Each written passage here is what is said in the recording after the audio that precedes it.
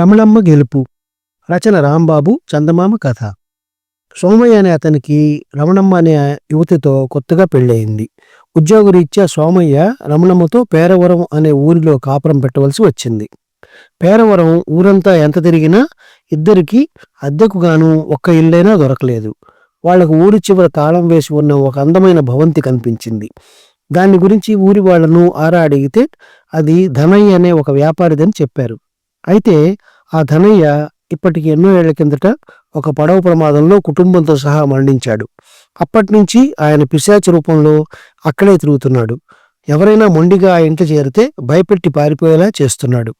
ఊరి వాళ్ళు చెప్పింది విని సోమయ్య దిగాలు పడిపోయి, నాకు అసలే భూతాలన్నా పిశాచాలన్నా చచ్చేంత భయం, ఈ ఇల్లు మనకొద్దులే అన్నాడు భార్యతో విచారంగా. నాకు అలాంటి వాటిల్లో నమ్మకం లేదు, నిజంగా ఉన్నా భయపడను.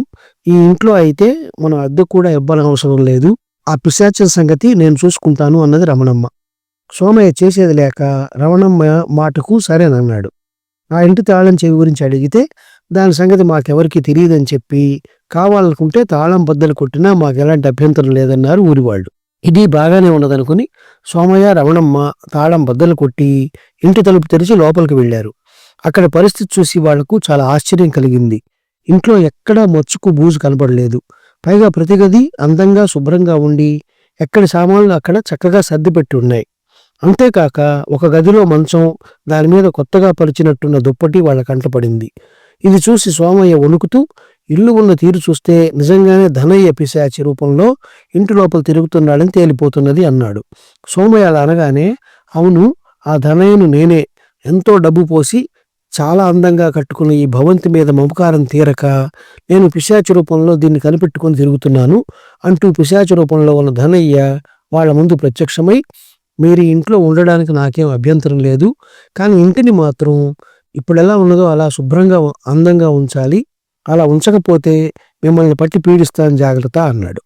పిశాచాన్ని చూసి భయపడిపోయిన సోమయ్య భుజం తట్టి, రమణమ్మ, పిశాచంతో అదంతా సరే, ఇంతకు నువ్వు ఇక్కడ ఏ గదిలో ఉంటున్నావు అని అడిగింది. పిశాచం రమణమ్మకు తానుండే గది చూపించి ఆ గదిలో మాత్రం అడుగు పెట్టవద్దని హెచ్చరించింది.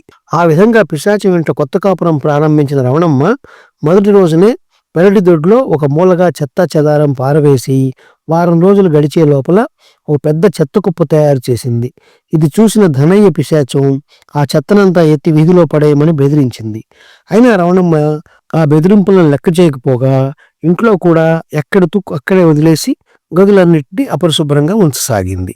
ఇది గమనించిన సోమయ్య రమణమ్మతో, నువ్వు ఇలా చేస్తుంటే ఆ పిశాచం ఏనాడో మనిద్దరి పీకలు నులుముతుంది, ఇంటిని కాస్త శుభ్రంగా ఉంచడం నేర్చుకో అన్నాడు. రమణమ్మ చిరాకు పడుతూ, ఏం చేయమంటారు, చిన్నప్పటి నుంచి నాకు పని బద్ధకం అనేసింది.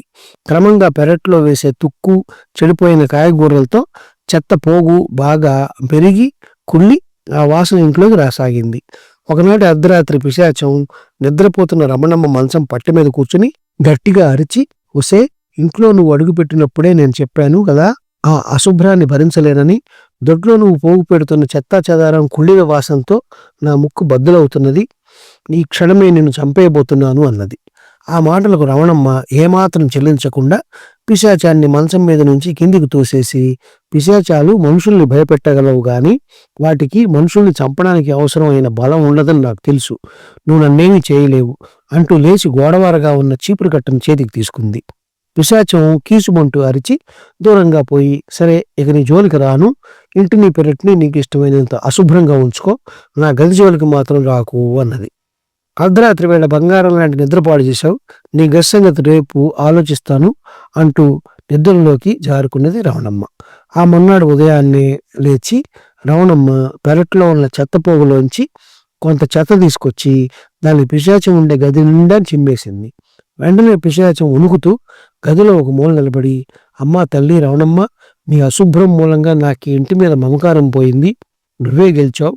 నేను ఇప్పుడే పోయి ఇక్కడికి దాపులను అడవిలో ఏ చెట్టు మీద కాలం వెళ్ళబుచ్చుతాను. అయితే తల్లి, నాదొక చిన్న మనవి, ఇంటిని కాస్త శుభ్రంగా ఉంచడం నేర్చుకో. అలా కాకపోతే నీ అశుభ్రానికి నీ భర్త కూడా ఎప్పుడో నిన్ను వదిలి పారిపోయే ప్రమాదం ఉన్నది అని అడవికేసి వెళ్ళిపోయింది.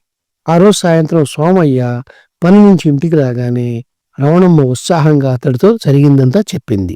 సోమయ్య అంతా విని కోపంగా, రేపటి నుంచైనా ఇంటిని కాస్త శుభ్రంగా ఉంచు. లేకపోతే పిశాచిని చెప్పినట్టు నిన్ను వదిలి నేను మరెక్కడికైనా పారిపోవలసి వస్తుంది అన్నాడు. రమణమ్మ ముఖం ముడుచుకొని, నాకు పనిబద్ధకమని ఎప్పుడో చెప్పాను. పిశాచాన్ని వదిలించుకోవడంలో కాస్త మితిమీరాను కాని రేపటి నుంచి ఇంటిని శుభ్రంగా ఉంచుతాను అన్నది. అదిగో పిశాచం అన్నిసార్లు చెప్పినా, నేను ఇంతగా చెబుతున్నా నీలో ఇంకా బద్ధకపు బుద్ధి అలాగే ఉండిపోయింది. రేపటి నుంచి కాదు, ఇవాళ నుంచే ఇంటిని శుభ్రంగా ఉంచు అన్నాడు సోమయ్య నవ్వుతూ. రమణమ్మ కూడా ఆ మాటలకు సోమయ్యతో పాటుగా నవ్వింది. ఈ కథ నచ్చినట్లయితే షేర్, లైక్, సబ్స్క్రైబ్ చేసి పక్కనున్న గంట ఐకాన్ని కొట్టండి.